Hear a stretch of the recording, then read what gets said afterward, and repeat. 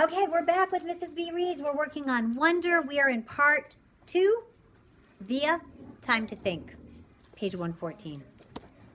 August played up the stomachache the next day so he wouldn't have to go to school.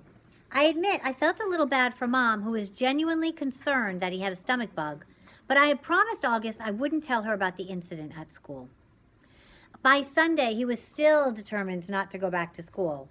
What are you planning on telling Mom and Dad? I asked him when he told me this. They said I could quit whenever I wanted to. He said this while he was still focused on a comic book he was reading. But you've never been the kind of kid who quits things, I said truthfully. That's not like you. I'm quitting. You're going to have to tell Mom and Dad why, I pointed out, pulling the comic book out of his hand so he'd have to look up at me while we were talking. Then Mom will call the school and everyone will know about it. Will Jack get in trouble?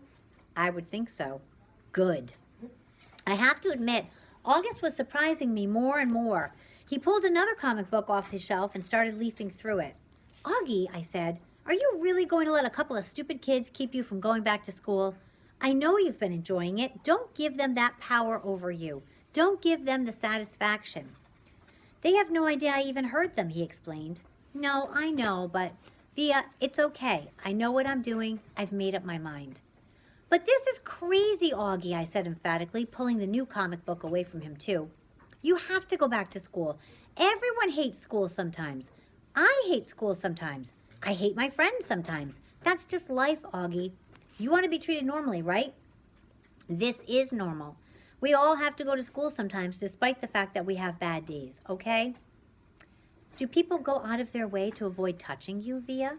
He answered, which left me momentarily without an answer. Yeah, right. That's what I thought. So don't compare your bad days at school to mine, okay? Okay, that's fair, I said. But it's not a contest about whose days suck the most, Augie.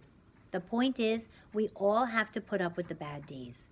Now, unless you want to be treated like a baby the rest of your life, or like a kid with special needs, you just have to suck it up and go. He didn't say anything, but I think that last bit was getting to him. You don't have to say a word to these kids, I continued. August, actually, it's so cool that you know what they said, but they don't know you know what they said, you know? What the heck? You know what I mean.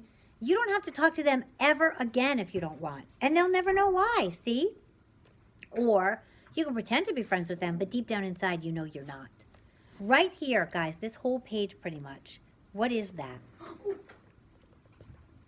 It's like Via's opinion trying to get him to, it's like convincing somebody. So Via is talking to Augie, and we know from noticing the signpost that this is a signpost, TJ.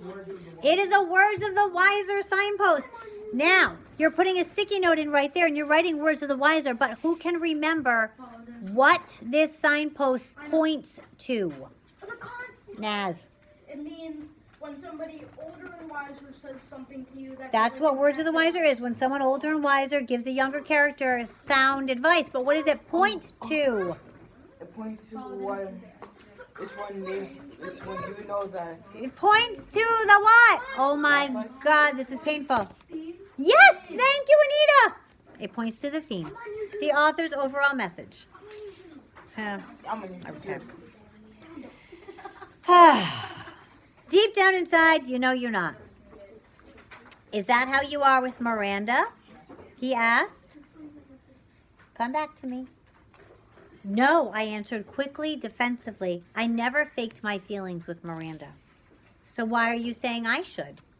I'm not. I'm just saying you shouldn't let those little jerks get to you, that's all. Like Miranda got to you? Why do you keep bringing Miranda up? I yelled impatiently. I'm trying to talk to you about your friends. Please keep mine out of it. You're not even friends with her anymore. What does that have to do with what we're talking about? The way August was looking at me reminded me of a doll's face.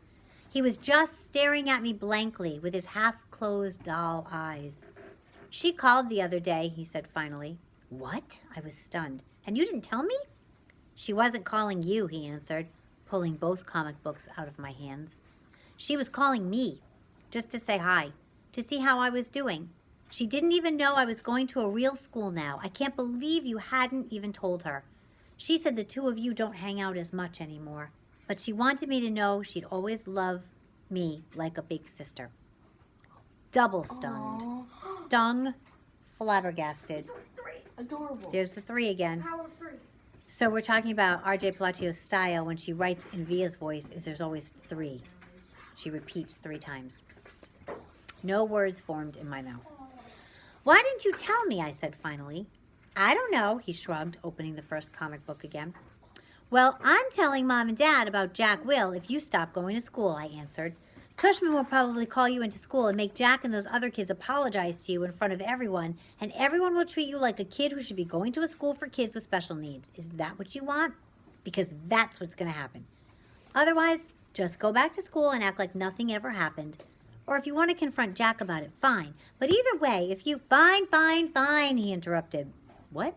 Fine, I'll go, he yelled, not loudly. Just stop talking about it already. Can I please read my book now? Fine, I answered. Turning to leave his room, I thought of something. Did Miranda say anything else about me? He looked up from the comic book and looked right into my eyes. She said to tell you she misses you, quote unquote. I nodded. Thanks, I said casually, vocab word.